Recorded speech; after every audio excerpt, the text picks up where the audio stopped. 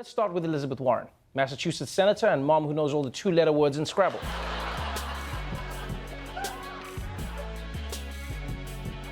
Elizabeth Warren. You might think of her as part of the coastal elites, you know, being a senator from Massachusetts and owning her very own eyeglasses, so fancy. But you may be surprised to find out she came from very humble roots. Warren was born in small-town Oklahoma in 1949. Donald Herring, her father, was a janitor. Her mother, Pauline, a stay-at-home mom. She taught special needs children in the 1970s before eventually becoming a law professor, most recently at Harvard Law School. Warren, perhaps unsurprisingly, didn't follow the traditional norms when she decided Bruce Mann, a professor of law at Harvard, was the one. She asked him to marry her. I still remember the first time I really noticed him, he had on shorts. Great legs. Jeez, Warren, keep it in your pants. I mean, really? I have a hard time believing that this guy's legs were so amazing that she did wow. Oh, okay. Oh, damn, I take it back. Those are great legs. You get it, girl. Also, it was pretty progressive for a woman in the 70s to be the one to propose to a man. Yeah. In fact, for all those ladies out there whose boyfriends are taking too long, yeah, you know what to do. Yeah, you know what to do. Go ask Elizabeth Warren's husband to marry you. Yeah. We were on the same page, right? Yeah. And Elizabeth Warren wasn't just asking guys with great legs to marry her. No, while she taught at Harvard, she became one of the country's top experts on bankruptcy. And not in the Donald Trump kind of way. No, she knew the law so well that she would often be called to testify in front of Congress. And one of those hearings from nearly 15 years ago is pretty wild to watch now. Joe Biden and Elizabeth Warren facing off more than a decade ago over a Biden-backed bill making it more difficult for people to file for bankruptcy. They have squeezed enough out of these families in interest and fees and payments that never paid down. Maybe we should talk about usury rates then. Maybe that's what we should be talking about, not bankruptcy. I'll be the first. Invite me. No, I know you will, but let's call a spade a spade. Senator, if you're not going to fix that problem, you can't take away the last shred of protection for these families. Okay. You're very good, Professor. I want to kill you right now. That's what that smile was. But you see, that's one of the reasons people like Elizabeth Warren so much. Because she's been fighting against the predatory practices of banks and credit card companies, and this was long before it was cool.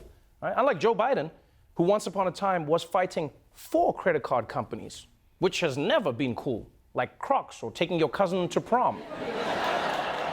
And because of her efforts to take on corporate America, Warren became such a popular figure on the left that when she proposed creating a new federal agency to protect consumers, President Obama wanted her to lead it, but the GOP had other ideas. The CFPB is the brainchild of former Harvard law professor Elizabeth Warren. She first proposed creating the agency in 2007 as a way to better regulate mortgages, student loans, and other financial products. She was President Obama's pick to run the CFPB, but Republican senators on Capitol Hill refused to even consider confirming her. We're pretty unenthusiastic about the possibility of Elizabeth Warren. We're pretty unenthusiastic, frankly, about this new agency. So it turns out, back in the day, Elizabeth Warren was Mitch McClocked, right, and never got to run the CFPB. But the move may have backfired, because a year later, she ran for Senate and became McConnell's co-worker. And from there, her popularity just kept on rising. The new senator shaking up the Democratic Party. Elizabeth Warren's tough take on Wall Street has made her a folk hero on the left. Wherever she goes in the country, she brings giant crowds to their feet. A U.S. senator for only a year, she's now making an even bigger splash. A draft movement is already underway. An open letter from more than 300 former Obama campaign staffers urging Elizabeth Warren to run for president. Warren was adamant she is not getting in the game. There's no way you're going to run in 2016. I'm not running for president. You can ask it lots of different ways. So Elizabeth Warren turned down the chance to run for president in 2016, a year many of you may have blocked from your memory. But now, she's making waves in the 2020 race. And incredibly, she's managed to stand out in this crowded field thanks to her unique strategy of having a plan. 2020 presidential candidate Elizabeth Warren, the senator, is making a mark on this race with these 6 words. I've got a plan for that. I got a plan. I have got plans. I got a plan. Senator Elizabeth Warren rolls out a sweeping plan that would wipe out student debt for millions of Americans. A detailed plan to invest $2 trillion over 10 years in green manufacturing, research, and trade. Breaking up Amazon, Google, and other big tech giants. Focusing her first policy plan as a 2020 candidate on creating a wealth tax. If we put that 2-cent wealth tax in place on the 75,000 largest fortunes in this country, 2 cents, we can do universal child care for every baby 0 to 5, universal pre-K, universal college, and knock back the student loan debt burden for 95% of our students and still have nearly $1 trillion left over. Damn. Damn.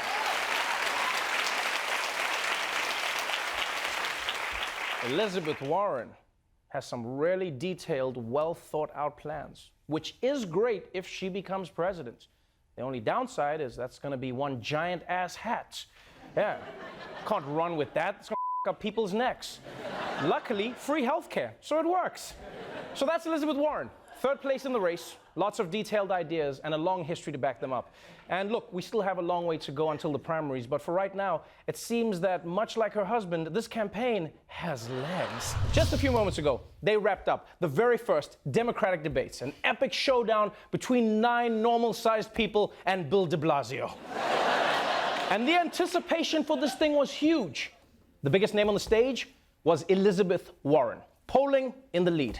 And she knew that she was the front runner. She knew that she was so chilled. She came out, she was chilled out there. You know, she went hard against corporations. She pushed free education. She spoke about how the economy is only working for the very rich. It was all really very standard Elizabeth Warren. You know, it's as normal as seeing a man walking a chicken in Brooklyn. It's every day.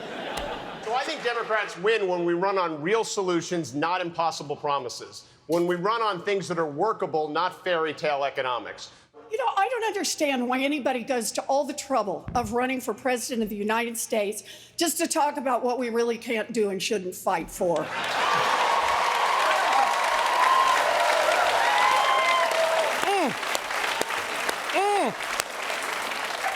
Oh, Warren got Delaney there. She's got a good point. Running for president is about shooting for the moon. Over the past few months, her rally crowds have been growing steadily. And last night, she brought her show to New York.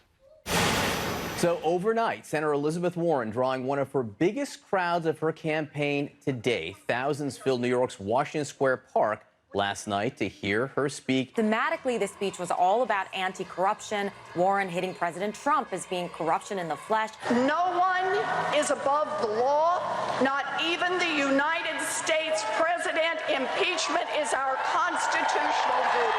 After that enormous event in New York City, Warren spent almost 4 hours taking selfies with supporters.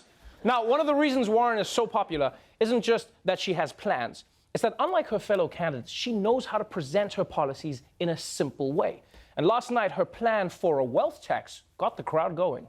It's time for a wealth tax. That is a 2-cent tax on fortunes over $50 million. Your first $50 million, don't worry, you're in the clear. But for your $50 millionth and first dollar, you got to pitch in 2 cents, and 2 cents for every dollar after that. Just 2 cents.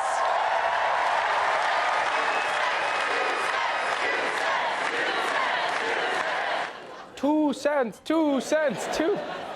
Yeah, not only is that a great chant, it also sounds like the name of a much less successful 50 cents, you know? Yeah, it's just like 2 cents, go shorty, it's your birthday. I couldn't buy you anything for your birthday. Here's a coupon for a free hug. Elizabeth Warren, who has been surging in the polls. She's right behind Biden nationally. She's leading in Iowa, and she's polling at 100% among registered cardigans.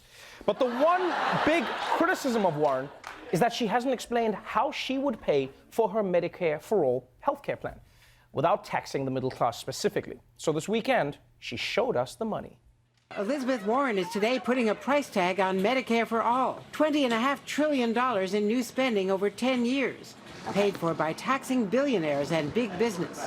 I have a plan that shows how we can have Medicare for all without raising taxes 1 cent on middle-class families. Warren would eliminate all private employer-based insurance. How would she pay for it? Employers would pay the government almost $9 trillion over 10 years, similar to what they now spend on employees' health care. She would boost her billionaire's wealth tax, impose a new tax on stock trades, higher taxes on investment gains for the top 1%, and cut military spending.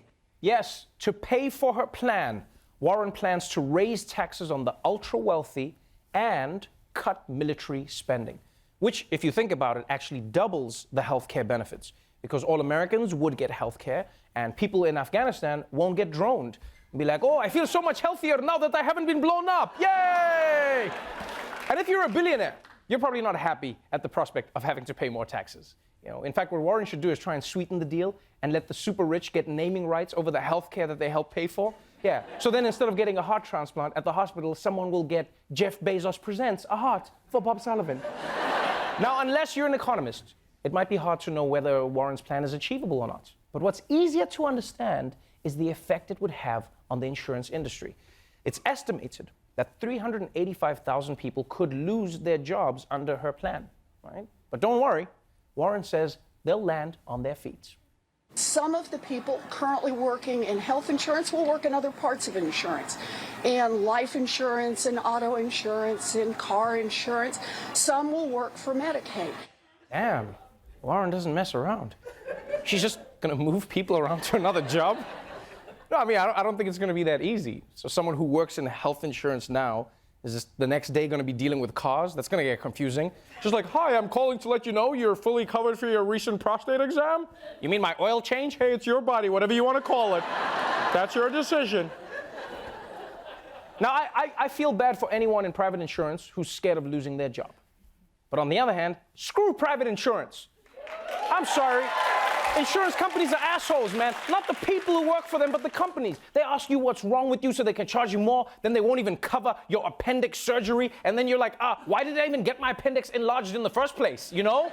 I mean, it makes me feel more confident, but was it worth it? I don't know. And you know what, I'll be honest with you. What I really found interesting over the past few days is that Elizabeth Warren's healthcare plan has been dissected from every angle. It won't cost $20 trillion. It could get closer to $30 trillion. The IRS enforcement can't get that much money. She's gonna ration your healthcare. Everyone is dissecting the thing, which is good.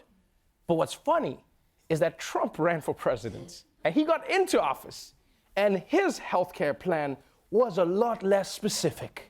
We have to come up, and we can come up with many different plans. In fact, plans that you don't even know about will be devised. I am going to take care of everybody. You will have the best health care you've ever had. We're going to bring down the price of health care. We're going to bring it down big league. Big league. It's a complicated process, but actually it's very simple. It's called good health care.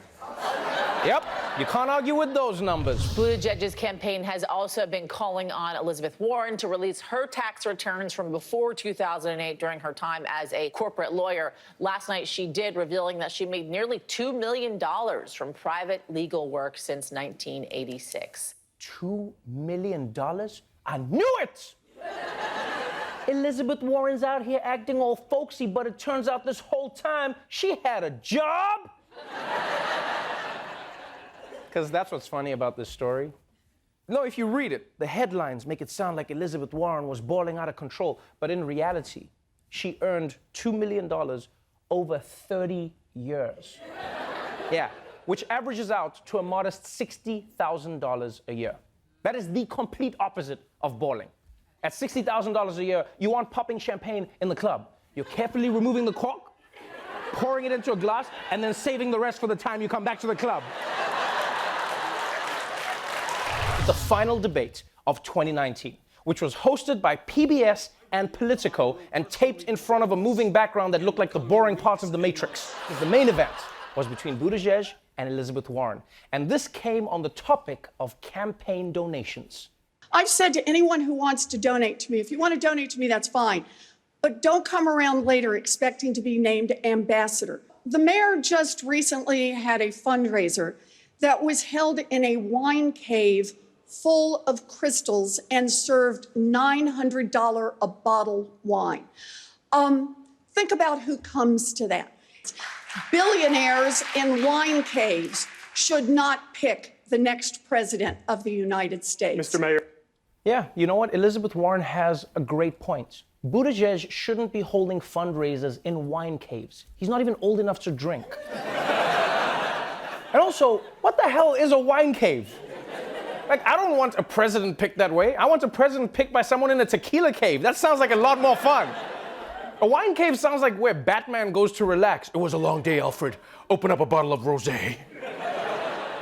As the Democratic field gears up for the first big votes in Iowa and New Hampshire, everyone's focus has turned to Elizabeth Warren, Massachusetts senator and aunt who writes, "I love you" under all your Facebook pictures. Over the past few weeks, Warren has shot to the top of the polls thanks to her support among college graduates, Hispanic voters, and kids who ate lunch with their English teachers in middle school. But there is one demographic who hears Elizabeth Warren and immediately shits their Armani suits.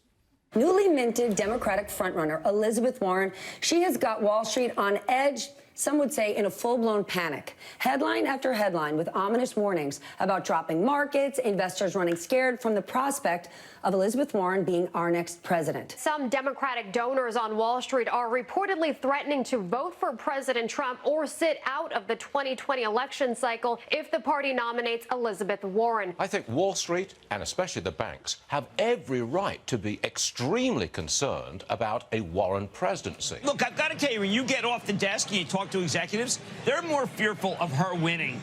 I mean, I've never heard anybody say, look, she's got to be stopped. Clearly, the 1% is terrified at the idea of Elizabeth Warren.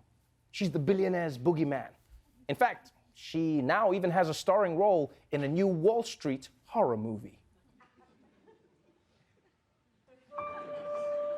The year I turned 26, I made $49 million, which really pissed me off because it was 3 shy of $1 million a week.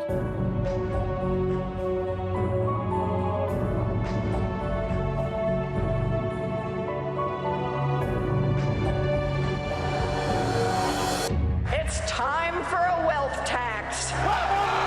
Start asking the people who have gained the most from our country to pay their fair share. Just 2 cents.